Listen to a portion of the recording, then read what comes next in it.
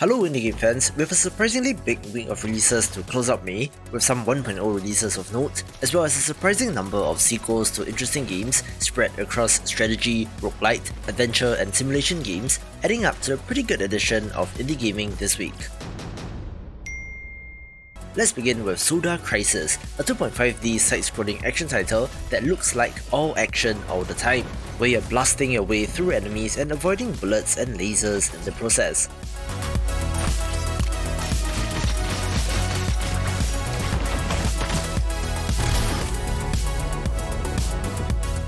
There isn't much of a story, something about a rescue mission and saving the world, but to be honest, I don't think that will be an issue since the action to me is the main highlight and it sure looks awesome.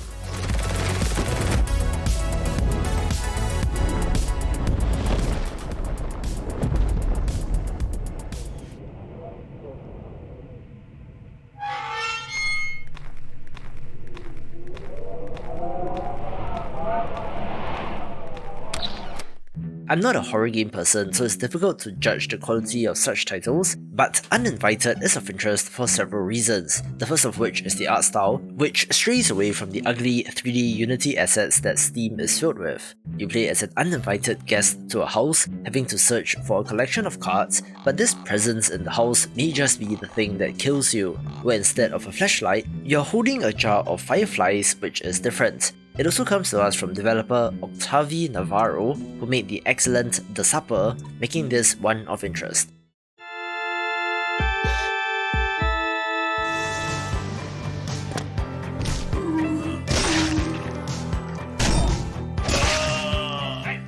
We see the return of a classic series with Swords and Sandals Immortals, one which started on Flash, where I do still remember playing games from this developer back in the day.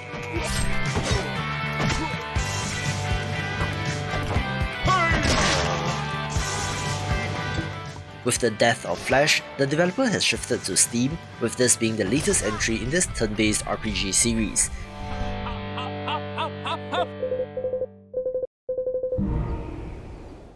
There is even multiplayer support, but I think I'll be sticking to the single-player campaign with some decent art and interesting combat.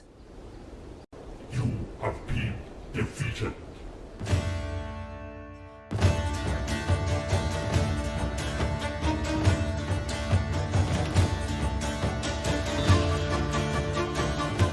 Again, visual novels are not really my thing, but I do have to give props to Forgotten Fables' Wolves on the Westwind for getting my attention, being a gorgeously made one of these set in the world of the German pen and paper RPG The Dark Eye, one that did outsell D&D in Germany, and is therefore a significant entry.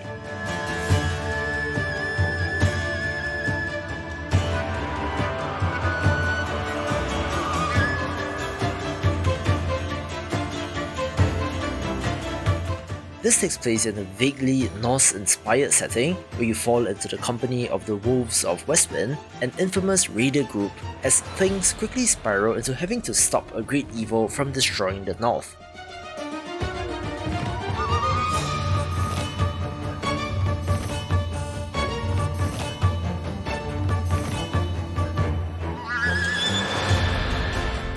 If The Witcher shone a spotlight onto Slavic mythology, this might have some unique inspirations as well, making it one for fans of the genre.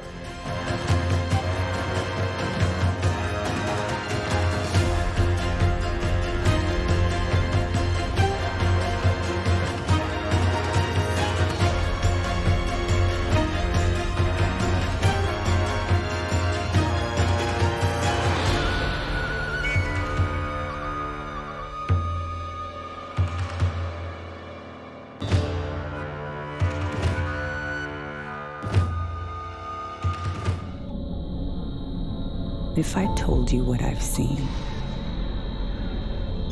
would you even believe me? I've seen empires rise and fall, and spoken with gods, sights beyond comprehension. But I don't need to convince you. You can see for yourself. The delayed Out There Oceans of Time makes it to release, one that was pushed about a month from April, where this roguelite strategy title does look to be interesting.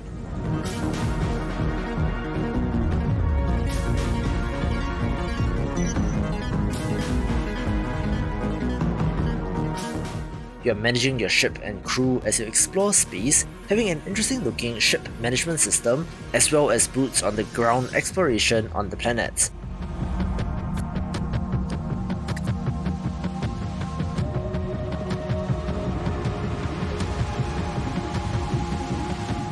This is a sequel to a game from 2015 which looks bigger and better, so let's see what new ideas they have for this game.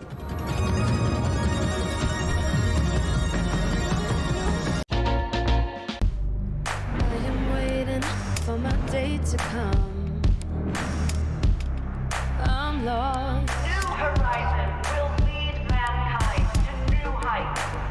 Our civilization lives in a world of fear. We must put an end to this senseless killing once and for all. Good job. With an interesting double-header for bigger games, beginning with Crossfire Legion, get this, real-time strategy game, so who said this genre was dead? I believed in your vision. That vision is finally becoming reality. I still believe in what New Horizons stands for. It comes to us from developer Blackbird Interactive, who also made Homeworld Deserts of Karak, which people seem to like, with this looking good as well.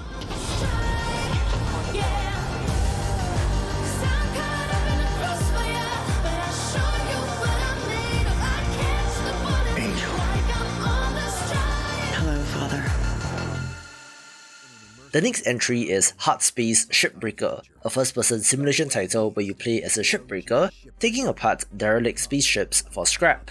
Also coming to us from developer Blackbird Interactive, where this is the 1.0 release, and I'll leave you to the developer for details on the gameplay.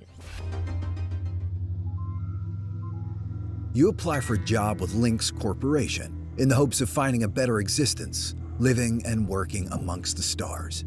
After signing on the dotted line, Lynx whisks you off into space and saddles you with a massive debt for the trouble. You'll need to earn credits by salvaging spaceships in order to regain your freedom. Shipbreaker is all about strategic dismantling. Your main goal is to carefully salvage the valuables of each ship while keeping a close eye on the many hazards and dangers that await you inside. One accidental cut could mean the destruction of the entire ship, and you along with it. Before entering, use your scanner to reveal key structural points, valuable objects, materials, and atmospheric room conditions, as well as potential hazards. The grapple tool is perfect for snagging small items like antennas or moving heavy metal panels. You can also use it to pull yourself towards massive objects or push yourself away from danger. The cutter tool has two swappable tool heads. The Stinger head mount can be used to make precise incisions to key structural points, while the split saw head mount makes wide, sweeping cuts and can sever larger objects. If you pierce a hole in a pressurized room or accidentally clip the edge of a fuel pipe, the ship you're salvaging can quickly turn into a deadly metal coffin. Every ship is different, but their dangers are the same.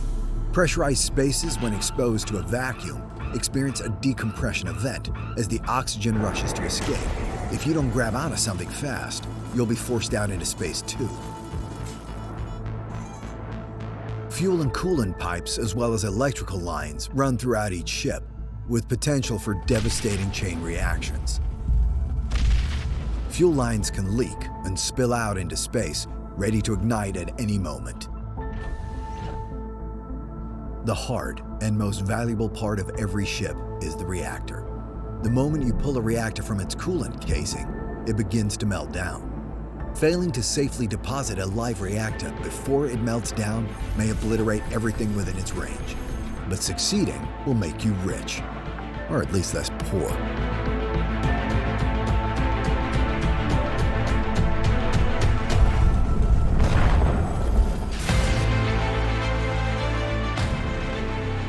Each shift begins and ends in your hab, your personal habitation pod.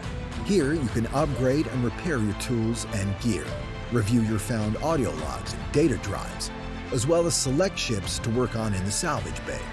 The key to earning those credits to pay off your debt to Lynx is by completing work orders.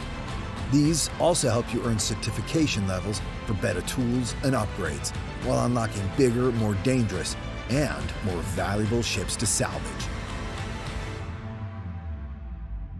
Throughout early access, we're looking forward to working together with the community as we regularly add new features and develop additional content like new ships, new tools, new hazards, new game modes, new challenges, and more. Fighters, to your positions! Anyone in particular strike your fancy? Smaller games begin with Arcade Spirits The New Challengers, the follow-up to a visual novel dating sim from 2019, where choices from there can be imported into this game, but no need to worry if you did not play the original. Thank you for downloading Iris, your personal life coach. And if you're willing to take the leap of faith, I promise you, I'll do everything I can to support you. Named Zapper, as in the great-granddaddy of all light guns. Think you can stand against me? Seriously? I'm a goddamn storm of awesomeness! You said you wanted to know the truth. This is the truth. I am the ghost that haunts you by nightfall. Hello to all you FOD fans out there. We have an exciting match for you all today. You've stirred something deep within me. Something I've never felt before. Together, we're going to build a better tomorrow. We'll do it side by side. Yes, 100 times yes. I'd simply love to go out on a date with you. Hooray! We punched people in a video game! Society approves of digital violence. Some days you get the radioactive mutant space bear, and some days the radioactive mutant space bear gets you, I suppose. What brings you to this little arcade? Most folks come for the laundry or the pizza. Sounds killer. I'm absolutely up for more of this cozy feeling we found.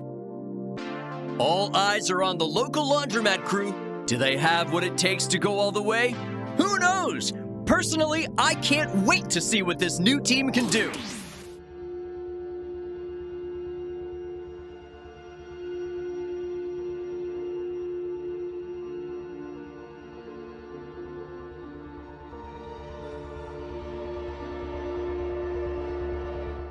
Hellslave is a very interesting entry, since this is an old-school dungeon crawler with turn-based RPG combat that resembles Japanese titles like Etrian Odyssey, but of course with a gothic horror theme, looking pretty old school and neat.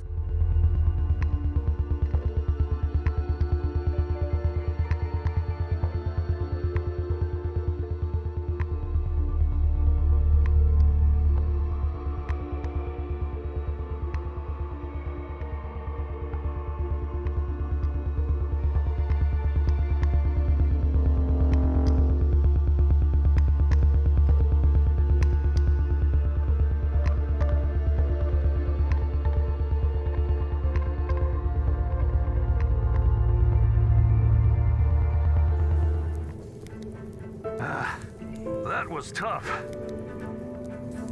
Hamilton, some beast is looking at us. Whoa, would you look at that?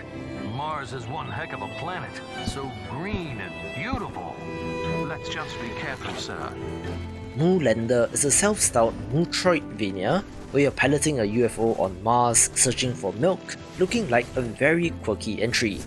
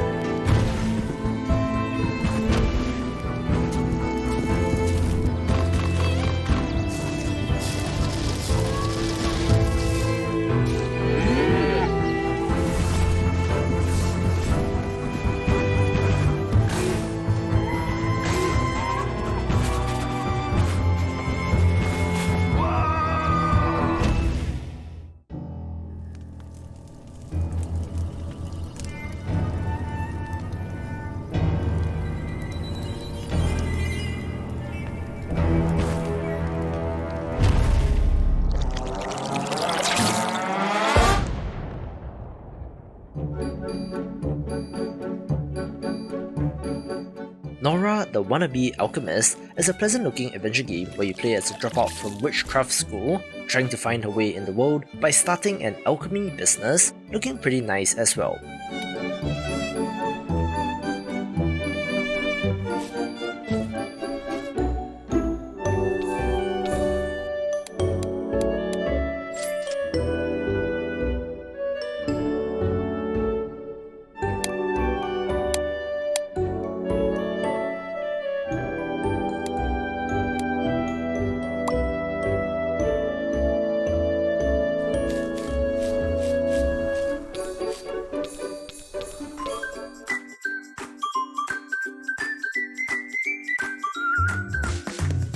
RUKIMIN's disappointing adventure is an unfair platformer like I Wanna Be the Guy, where if you're not familiar, are 2D platformers where the game is trying to kill you, where I believe this should be free as well, so why not check this out.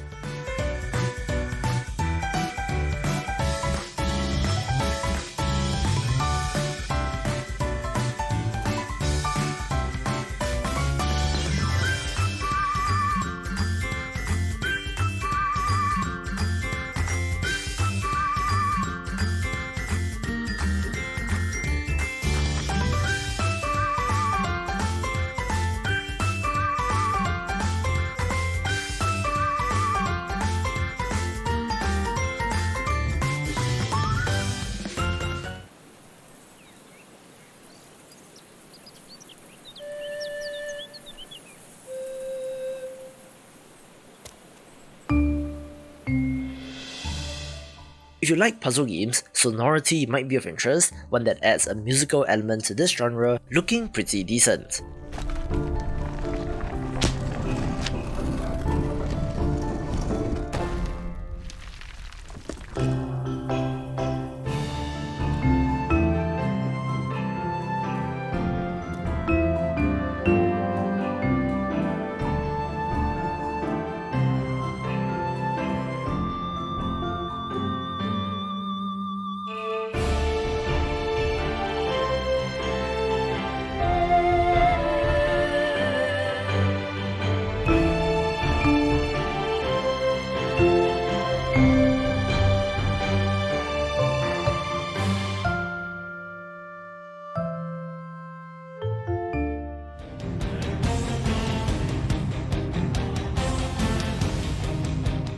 I just talked about how Vampire Survivors is leaving its mark on the roguelite space, with the first of many clones being Spirit Hunter's Infinite Horde, where I'm interested to see if they bring any new ideas to the table.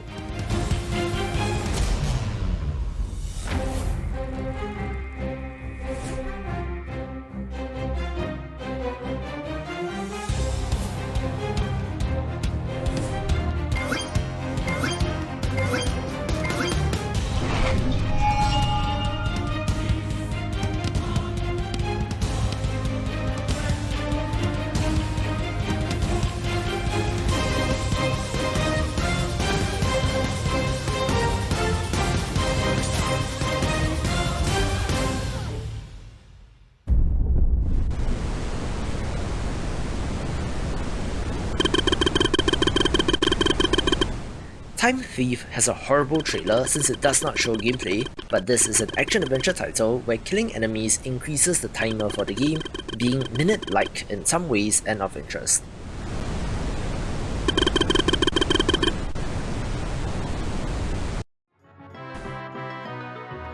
Many centuries ago, in a peaceful, faraway realm, a mysterious portal appeared.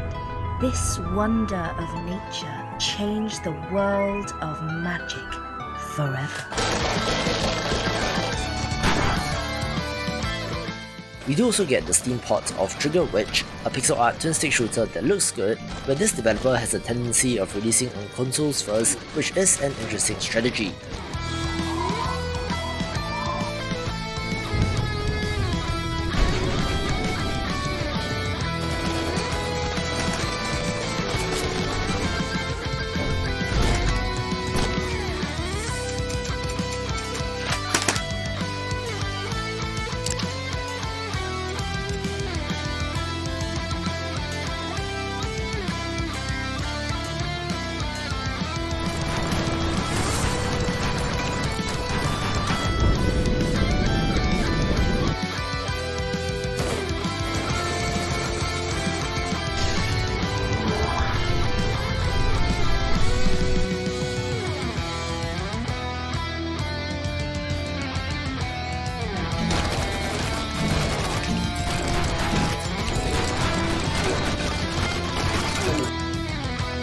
I love this trailer for the adventure game Voodoo Detective, so enjoy. If you're looking for adventure, you will find it in Voodoo Detective. There's no case he won't take. I can offer you a $200 advance, plus expenses. For that kind of cabbage, I'd voodoo investigate most anything. No mystery he won't investigate. Dining alone? Who did you say you were again? No crime he can't solve. I'm on to you, Crumsford. You can't hide from justice. How did you get into my office? And now he takes on his most puzzling point-and-click adventure yet. A mysterious client with an unforgettable case of amnesia. You lost your memory, huh? Did you check the couch cushions? There's action, romance, voodoo, and more. Starring Voodoo Detective in Voodoo Detective.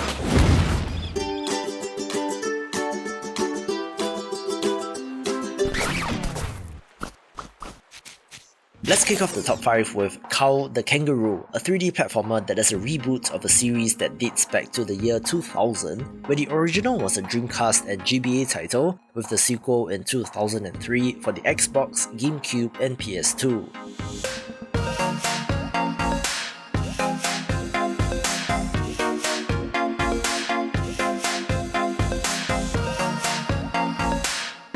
While I have not played the originals, this looks like a pretty good modern 3D entry starring a boxing kangaroo, possibly being a throwback to the golden age of these games but for modern times.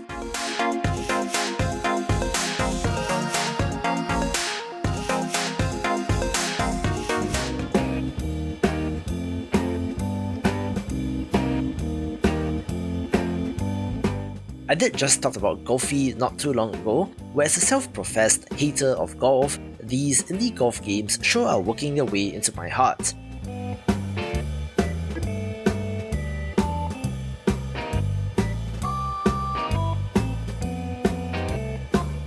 This has you playing golf in procedurally generated levels, where the most interesting part is that this has deck building elements with cards that grant you special abilities to get that hole-in-one, looking like a wonderful little title not to be missed.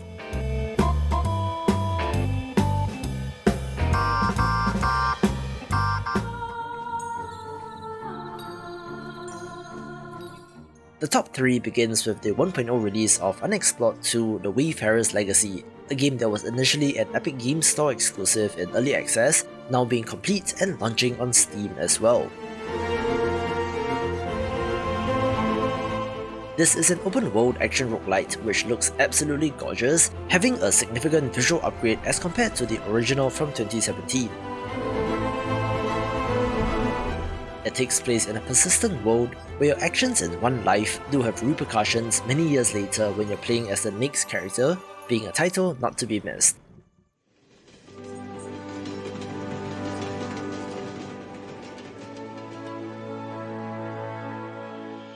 Yet another sequel of interest is My Time at Sandrock, the follow-up to My Time at Portia from 2019, which I did love, where to be honest, it looks very similar in many ways. There is a change of setting from an island to the middle of a desert, but you're still playing as a builder or craftsman, having to get resources to craft items for the town, this time having to save it from economic ruin, but it's been quite a long time coming, so I'm happy for the early access release.